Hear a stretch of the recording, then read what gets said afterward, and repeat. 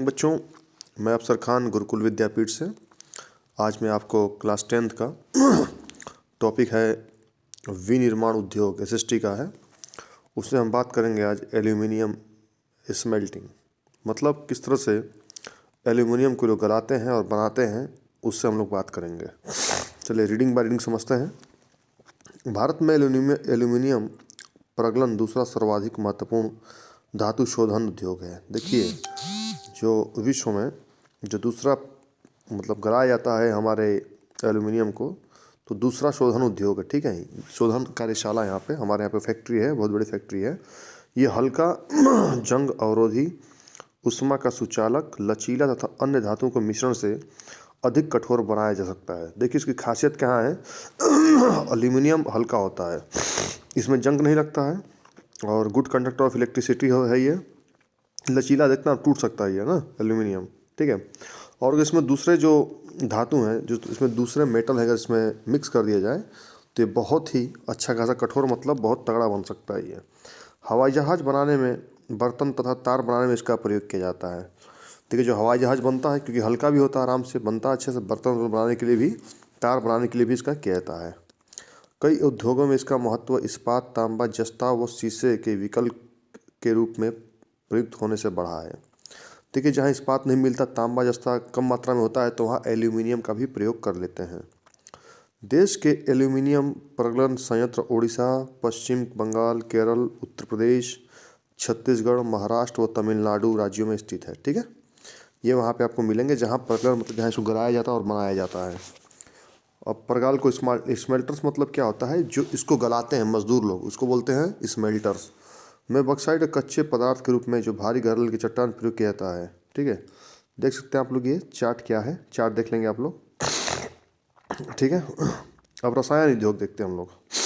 थोड़ा सा इंपॉर्टेंट है रसायन उद्योग भी, इसको आप लोग देखेंगे। मतलब केमिकल जो होता है ना, इंडस्ट्री, उसके बारे में बात करेंगे। भारत में रसायन उद्योग तेजी से विकसित हो रहा तथा फैल रहा है। इसकी भागीदारी सकल घरेलू उत्पाद में लगभग 3% है। यह उद्योग एशिया का तीसरा बड़ा तथा विश्व में आकार की दृष्टि से 12वें स्थान पर है। देखिए केमिकल आजकल बहुत बिक रहा है, जो हमारे भारत की जीडीपी में 3% इसका हिस्सा है। इतना मतलब अच्छा खासा बिक रहा है आजकल। हर जगह केमिकल का ही काम है, नहीं, पेंट में केमिकल, फर्टिलाइज़र में केमिकल, खेत में केमिकल है, सब जगह। हमारे कपड़े भी कुछ केमिकल डाल के बनाए जाते हैं, हर जगह केमिकल का यूज़ है। इसलिए रसायन उद्योग बहुत फल फूल रहा है और यह उद्योग एशिया का तीसरा बड़ा तथा विश्व में ये 12वें स्थान पर है उद्योग। सोचिए, इसमें लघु तथा वृहद दोनों प्रकार की विनिर्माण इकाइयाँ सम्मिलित हैं।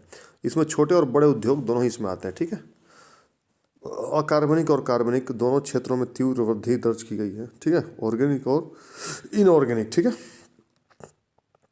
अब अकार्बनिक रसायनों में देखते हैं हम लोग। इनऑर्गेनिक में क्या है, सल्फ्यूरिक एसिड है ना, उर्वरक उससे बनता है। उर्वरक मतलब खाद बनता है आपका। कृत्रिम वस्त्र मतलब कपड़ा जो पहनते हैं आप लोगों, प्लास्टिक बनता है। गोंद है, रंग रोगन जो रंग नहीं करते हम लोग, डाई करते हैं, पेंट वेंट करते हैं, वो बनता है। अब नाइट्रिक अम्ल है, क्षार है, सोडा है, सोडा ऐश है, कांच, साबुन, शोधक या अपमार्जक, कागज में प्रयुक्त होने वाला रसायन तथा कास्टिक सोडा आदि शामिल। देखिए इससे कई चीज़ें बनती है जो आपको दे रखा है इसके अंदर। इन उद्योगों का देश में विस्तृत फैलाव है। क्या आप बता सकते हैं ऐसा क्यों है? देखिए ये पूरे हमारे देश में मिलता है, ऐसा क्यों है आप लोग फाइंड आउट करेंगे। कार्बनिक रसायनों में देखिए, तो अकार्बनिक हमने बात की, कार्बनिक अकार्बनिक ये इंपॉर्टेंट है, ध्यान रखिएगा बेटा, पूछते हैं डिफरेंस पूछते हैं, तो इसके बारे में पूछेंगे, इसलिए कार्बनिक अकार्बनिक आप लोग अच्छे से याद कर लेंगे। अब देखिए कार्बनिक जो रसायनों में पेट्रो रसायन में जो वो पेट्रोल से बनता है वो, इसमें कृत्रिम वस्त्र, कृत्रिम रबड़, प्लास्टिक, रंजक पदार्थ, दवाइयाँ, औषध, रसायन के बनाने का प्रयोग किए जाते हैं। देख लीजिए जो लोग जो चीज़ें बनती है कार्बनिक से, ऑर्गेनिक से, वो देखेंगे आप लोग। ठीक है, आगे देखते हैं। रसायन उद्योग अपने आप में एक बड़ा उपभोक्ता भी है।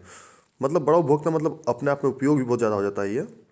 आधारभूत रसायन एक प्रक्रिया द्वारा अन्य रसायन उत्पन्न करते हैं। ठीक है, एक दूसरे से केमिकल बनते हैं, कुल मिला के एक दूसरे के ऊपर डिपेंड है ये।